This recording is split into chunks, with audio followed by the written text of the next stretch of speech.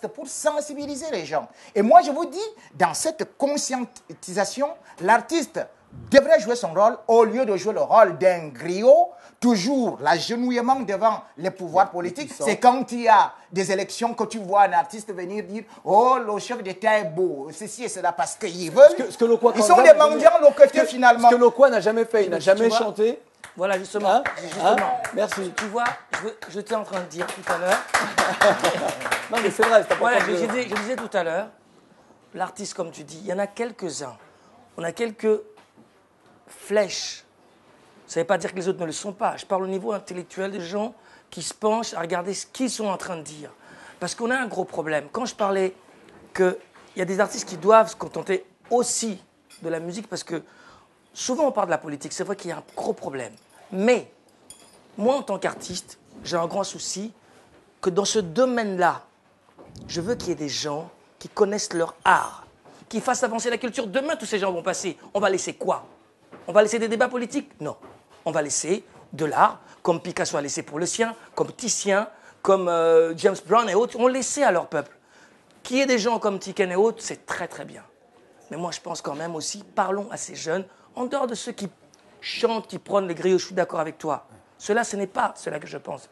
Je pense aux gens comme Manu Dibango, qui a ouvert des portes pour nous, et nous qui sommes là, on doit aussi aller au-delà. Quand tu vois un Richard Bonin, je dis, voilà l'Afrique dont j'ai besoin. Il n'y a pas beaucoup de mots, ce mec est allé à un tel niveau que le jeune qui débarque demain, au lieu de se dire, putain merde, j'ai faim, je n'arriverai jamais comme un Américain, dit tiens, Bonin est arrivé, Manu est arrivé, peut-être un certain Salif, un Lokwa. Ce môme-là, on lui apporte autre chose. Donc je suis d'accord avec toi, mais il ne faut pas que nous tous allons dans le même chemin. Voilà alors, petit questionnaire.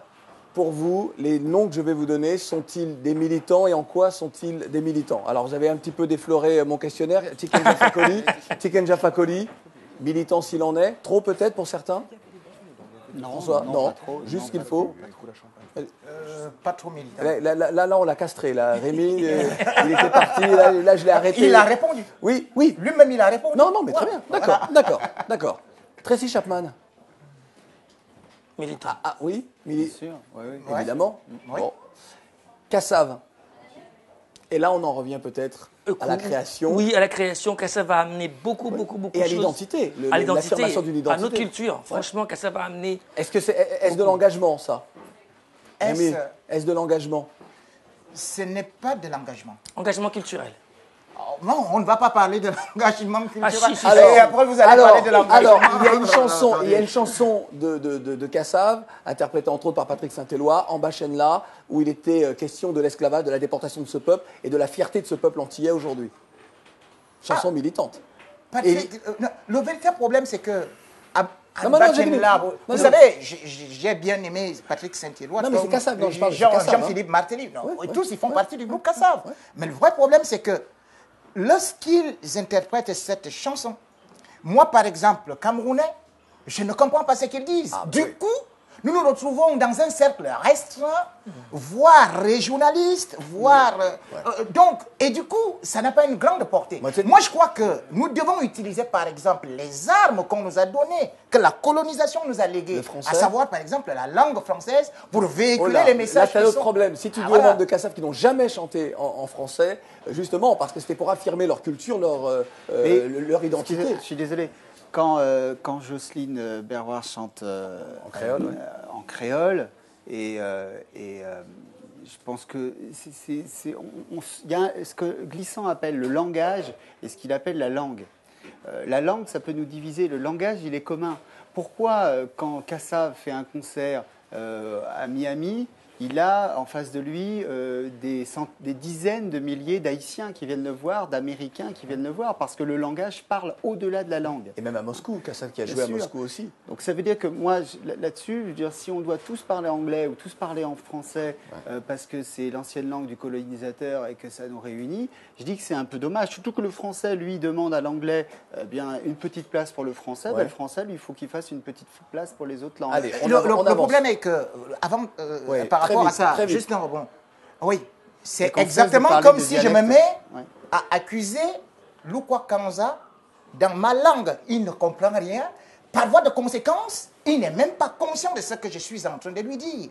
La meilleure des façons de porter critique à quelqu'un, c'est qu'il puisse d'abord comprendre votre message. Si vous le parlez pour vous-même, ok, parlez à votre chien, il sera content. Durant très longtemps, on a écouté les chansons américaines sans comprendre ce que les artistes nous disaient. Alors, très vite, on va répondre très vite maintenant. Noir Désir. Oula. Engagé, oui. Ouais, quand même. Engagé, oui. Franco. Aussi. Non. Non? Pourquoi? Quand même.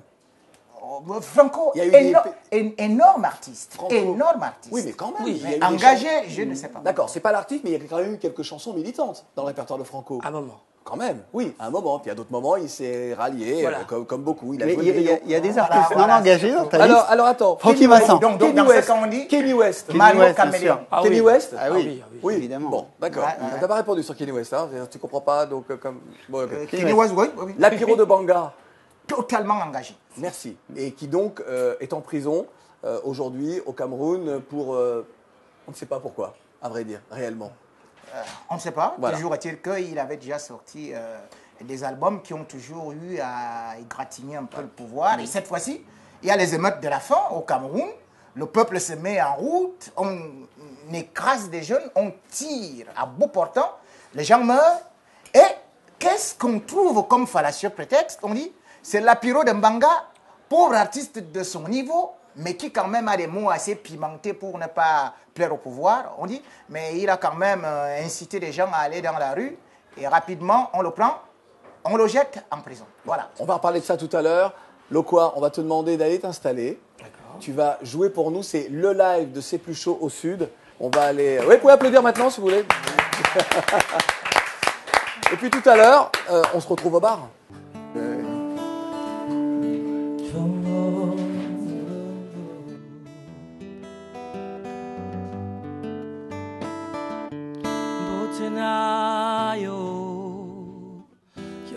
Zanabo yebio yango naye poyo kabelanga liloba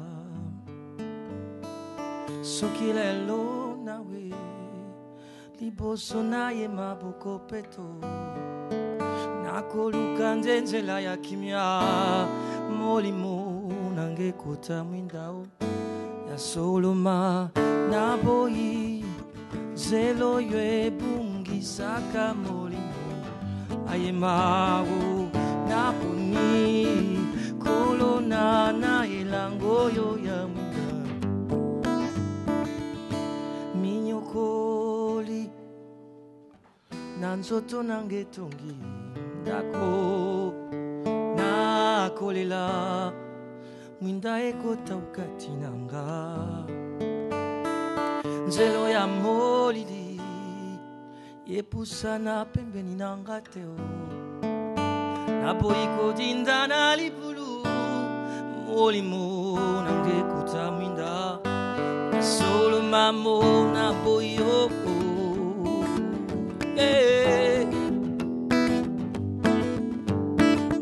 naponi kolona na elango yo ya mwinda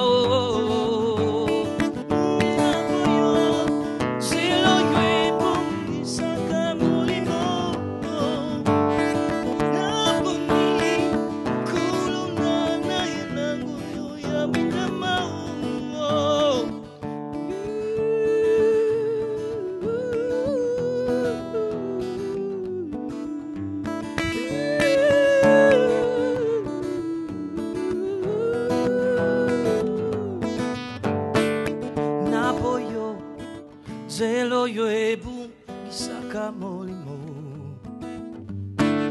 naponye zelo yo ya mwinda yo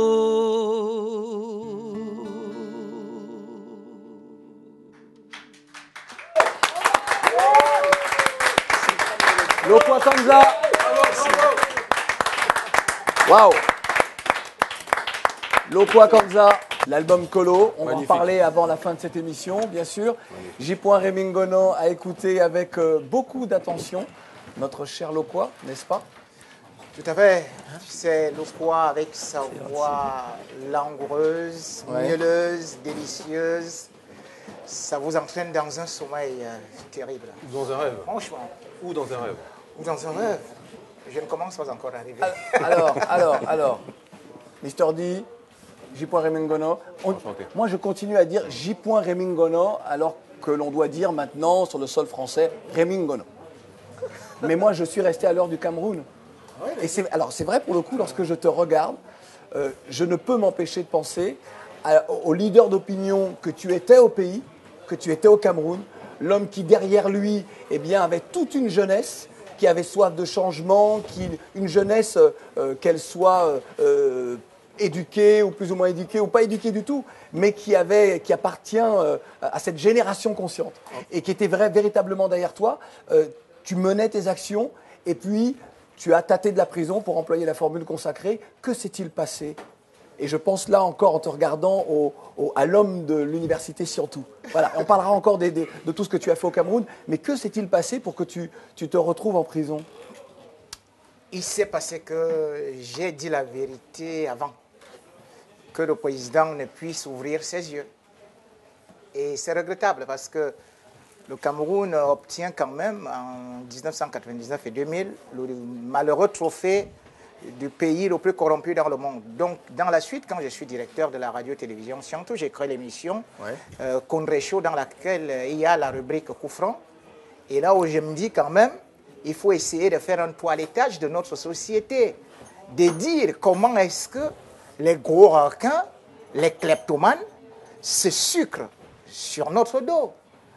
Donc, à partir d'un certain instant, je commence à toucher les ministres de la République et je reçois plusieurs menaces jusqu'à ce que, sans être jugé, on me condamne à 6 mois de prison. Et un beau jour, je suis avec mon fils dans ma bagnole. On m'arrête, on me conduit dans une gendarmerie où on me déshabille. Je passe la nuit nue dans la cellule. Et après, on me dit que c'est directement la prison. Peut-être qu'ils avaient d'autres intentions. Donc, c'est comme ça que je suis arrivé en prison. Et puis, en prison, là-bas, il y a 13 quartiers. Donc, on choisit quand même le quartier le plus beau, qu'on appelle le Kosovo. Ouais. C'est-à-dire... Ce qui veut dire... Ce qui veut dire sniper. C'est quoi? C'est le côté sniper? C'est pour vous dire que même Lucifer ne peut pas vivre là-bas. D'accord. Une cellule de 4 mètres sur 5, ouais. Avec, je trouve, 47 gaillards qui sont là. Je suis la 48e personne, ouais. Donc sur à peu près 20 mètres carrés. Et puis le quartier lui-même, il a 1300 personnes quand même. Donc il fallait supporter ça. Et puis voilà pourquoi est-ce que, quand je sors d'ailleurs de la prison, suite aux interventions des médias, dont vous par exemple, parce que tu as beaucoup contribué à ça, Alain Foucault a beaucoup contribué à ça, Reporters sans frontières a beaucoup contribué, donc je reçois comme une aumône, comme une gracieuseté, une liberté provisoire. Et bien évidemment, comme j'étais dans le pays qu'on appelle le pays de l'homme lion, un lièvre comme moi n'avait qu'à prendre fuite. Et mon pays, j'ai été obligé de le quitter, laissant tout ce que j'avais. C'est évidemment, je pose une question idiote, c'est évidemment une douleur pour toi d'avoir quitté le pays, mais est-ce que chaque jour tu te dis, je reviendrai bientôt, le jour approche où je pourrai à nouveau faire des choses pour le Cameroun et cette jeunesse camerounaise? J'utilise toujours un petit proverbe africain qui dit, on peut arracher un homme d'un pays, mais on ne peut pas arracher le pays du cœur d'un homme. Là, il fait la promo, là. Ce qui veut dire... Là, il fait la promo, là. Là, c'est clair. Ce qui veut dire que mon pays, quel que soit l'endroit où je suis, je ne pense d'abord qu'à mon pays. Tout de suite, vous étiez en train de parler de l'identité. J'ai bien compris ce que cela représentait également pour moi. On ne peut pas arracher un baobab d'Afrique, qui est déjà vieux comme moi, et on vient le planter au milieu des Champs-Élysées et il va tenir. Ce n'est pas possible. Je suis ici exactement comme, je ne vais pas me comparer au général de Gaulle, mais à une certaine période, il a quitté son pays pour se réfugier même en Afrique avant de revenir ici. Nous avons certes perdu. Tu parles de Brazzaville, tu parles durant l'occupation française, lorsque Brazzaville était la capitale de la France libre. Voilà.